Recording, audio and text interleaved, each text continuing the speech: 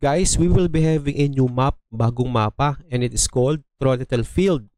Kasi, from the patch or yung plans ng Nightcrows for future update, so, sequentially daw, magsisimula siya unti-unti for the first half of 2024 after April 9. So, magsisimula na siya. Kasi ang focus ng Nightcrows starting on March 12 is on character growth and expanding the area of the gameplay. So, ngayon, yung information yan, Tronitel Field nga, next, extra quest will be added. So, yung mga extra quest, magkakaroon sila ng backstory.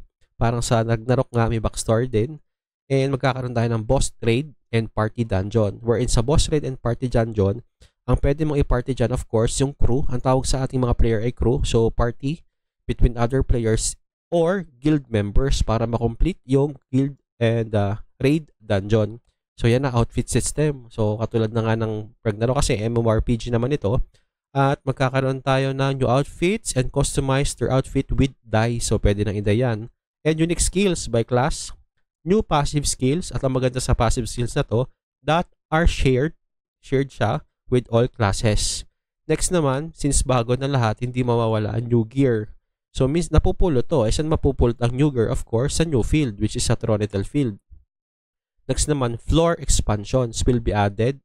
So, for example, merong regular dungeon like yung Masarta. No, not Masarta. Regular dungeon is yung mga Land of Prosperity, a little yung temple sa Ertela. What you call that? One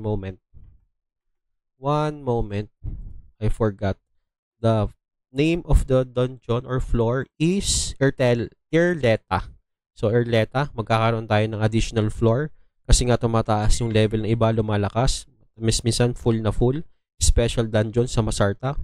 So magkakaroon ng new floor expansions. Growth enhancement stage expansion.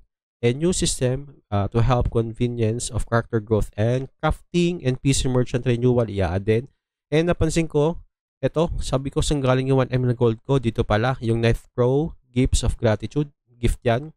Magkakaroon din tayo ng dons. Ito, baka na-claim nyo na. 11 times yan. And armor enhancement scroll na 10.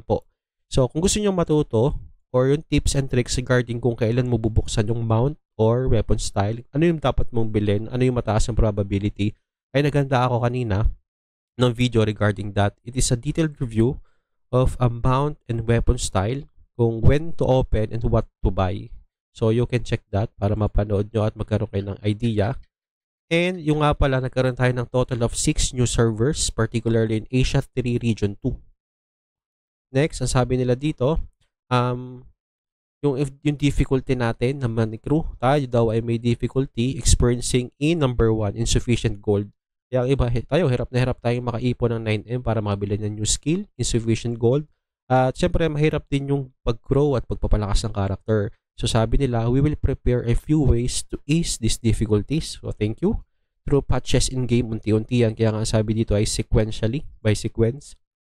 And ang sabi pa nila dito, magkakaroon sila ng ways we can provide a live service and care. So pag may mga issues tayo and difficulties, and as soon as the planning and schedule is complete, we will inform crew on the next crow letter. So thank you.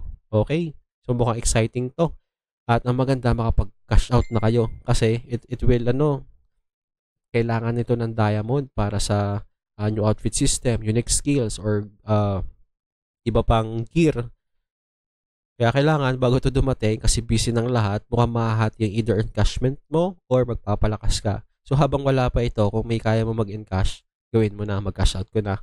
Kasi once na dumating nga ito, una-unahan na uli dyan sa pag-claim yan. So, yun lang guys yung update nila. Buyers, I'm out.